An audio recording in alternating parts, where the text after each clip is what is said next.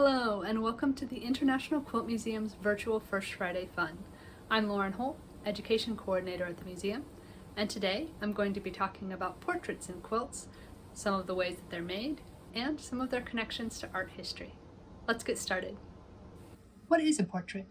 A portrait is an artistic depiction of a person, usually with the focus on their face.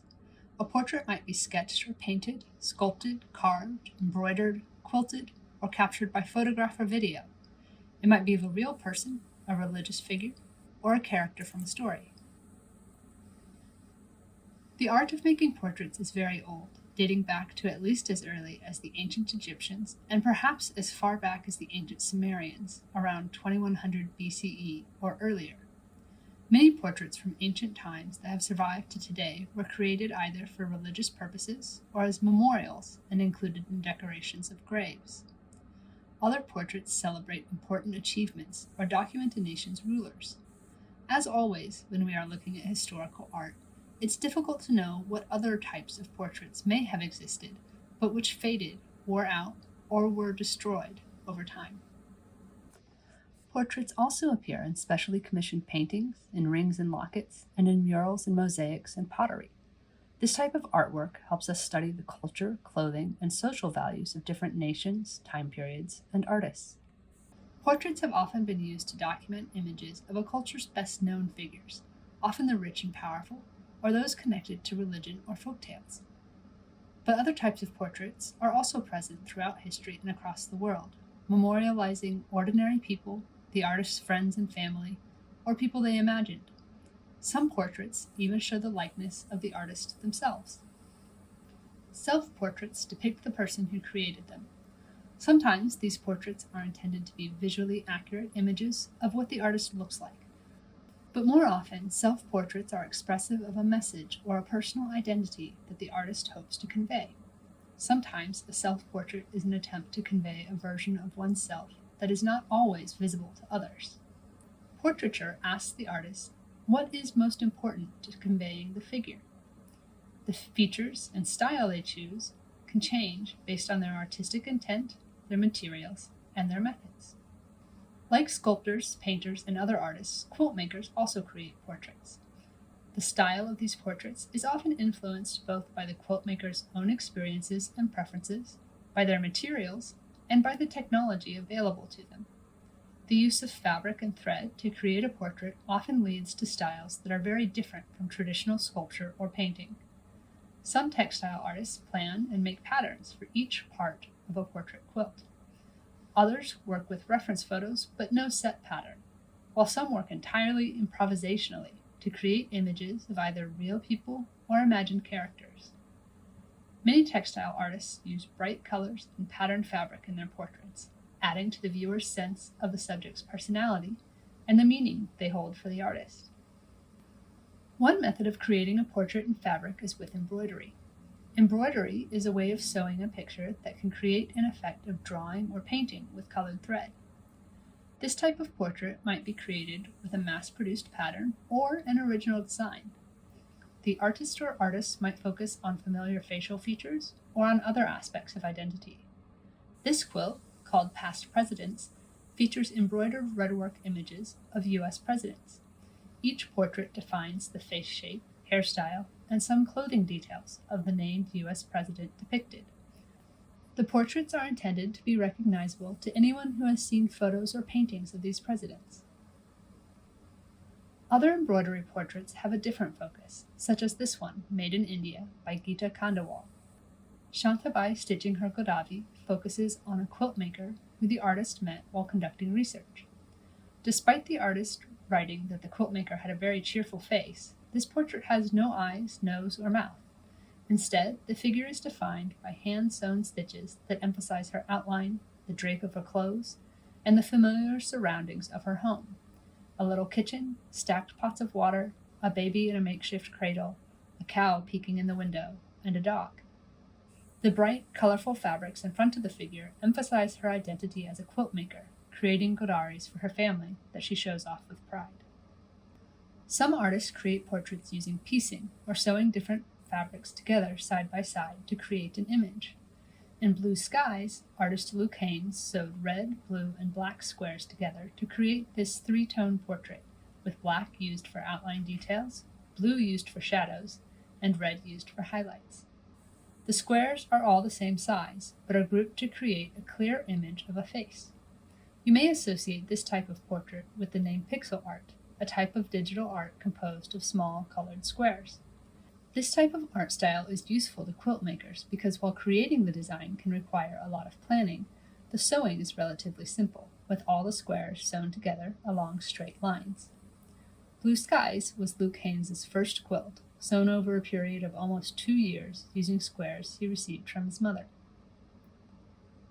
Other quilted portraits are pieced together from many different sizes, shapes, and colors of fabric pieces. Lincoln, by Kim Soper, is an example of this type. A variety of brightly colored shapes contrast with darker values to define this former president's face.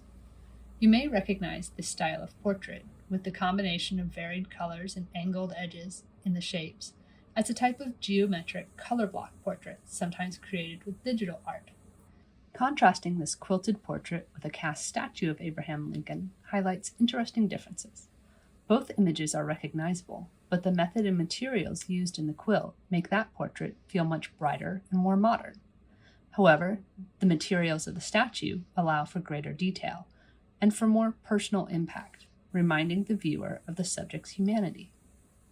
One tool that quilt makers take advantage of with new technology is the ability to print photographs onto fabric. This method combines portrait photography with the tactile appeal of textile art. Generation Schools, a quilt created by students attending a school of that name in New York, features several portraits of the students themselves, some in color, some black and white. The photos are statements of identity, representing how the students see themselves, what they value, and their own futures. For this project, students explored their personal and community identities and worked to create a learning environment focused on bravery, enthusiasm, self-determination, excellence, and talent. Mary Fisher, an artist and activist, also uses fabric-printed photographs in her quilts. One series of her portrait quilts highlights the effects of the AIDS epidemic on families and individuals, especially families and individuals dealing with AIDS in African communities.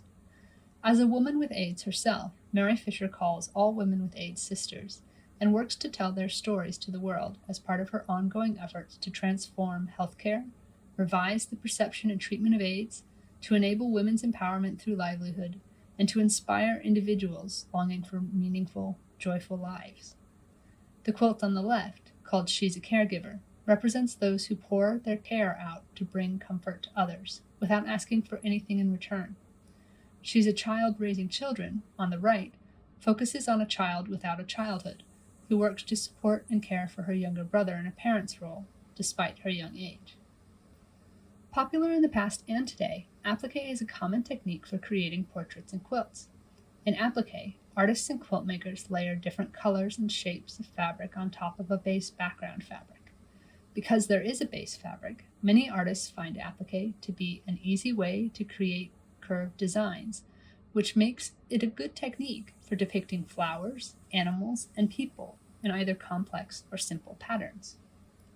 In this quilt, Song, quilt artist Tammy Bowser used a variety of plain and printed fabrics in yellow, teal, and purple shades to create a portrait of American actress and singer Doris Day. The change in value in yellows and purples helped define highlights and shadows and a very realistic depiction of the figure's face, while also creating a contrast of warm and cool elements. In an artist statement, Bowser said, "I love people and am trying to convey their passion and emotion. I'm also really inspired by color. Color seems to make my quilts come alive."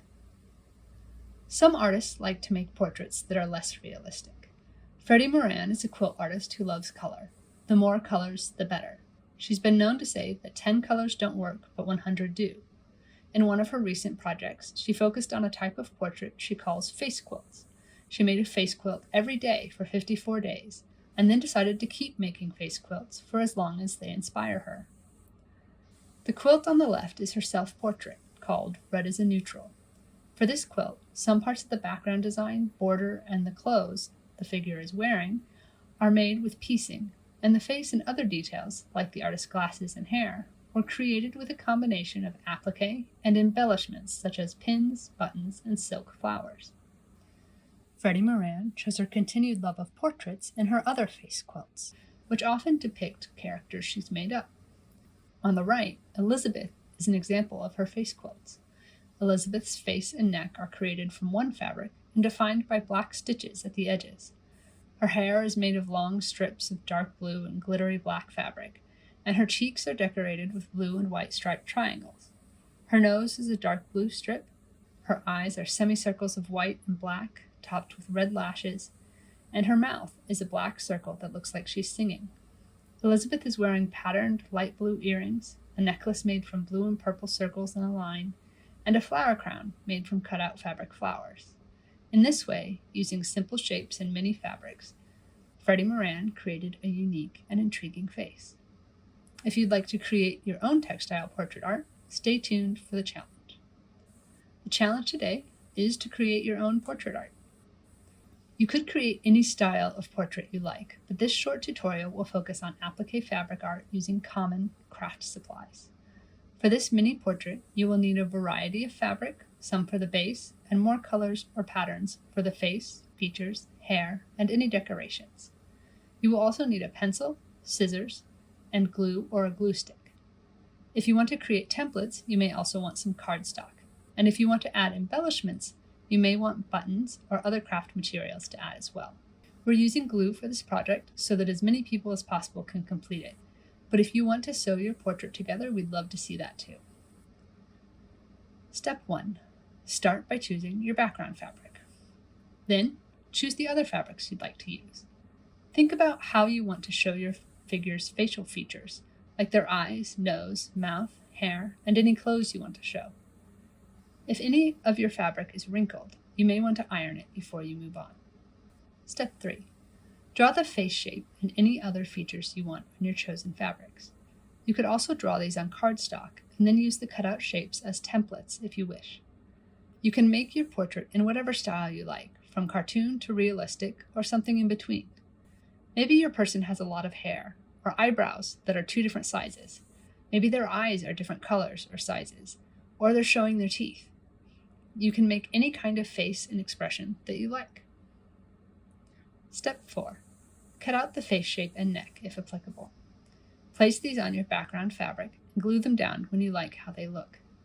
Leave a small border of space around the edges of your base fabric if you want to create a clean, finished edge later. Step 5. Cut out your facial features like eyes, nose, mouth, and hair. Step 6. Arrange the features on and around the face. Try different options and glue them down when you're ready to move on. Step 7. Cut out or add any embellishments.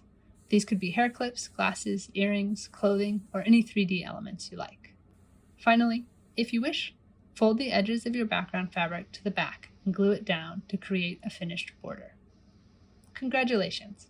Make sure everything is securely attached and your glue is dry before you hang up your art. If you choose to make your own portrait art, we'd love to see the results, and I hope you'll share your art with us in the comments below this video on Facebook or by tagging us at International Quilt Museum on Instagram. If you would like to see more portrait quilts, we invite you to explore Faces by Freddie Moran on display at the International Quilt Museum through November 16th, 2022. I hope you have enjoyed this presentation, and thank you for joining us for First Friday Fun.